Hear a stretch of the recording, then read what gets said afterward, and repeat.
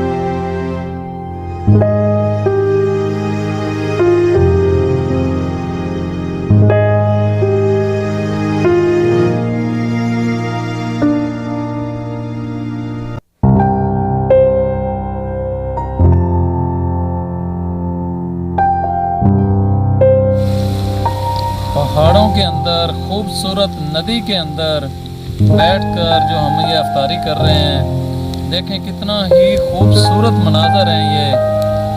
पहाड़ों के अंदर इसी तरह ही लोग अफ्तारियाँ करते हैं और ये जो माहौल है ये समानी आज़ाद कश्मीर जो कि कश्मीर की बहुत खूबसूरत वादी है, ये वहाँ का माहौल है। अगर आपको आज की हमारी ये वीडियो पसंद आई है तो इस चैनल को सब्सक्राइब करके बेल आइकन को ऑन कर दें ताकि आप भी हमारी YouTube फैमिली का हिस्सा बन सकें।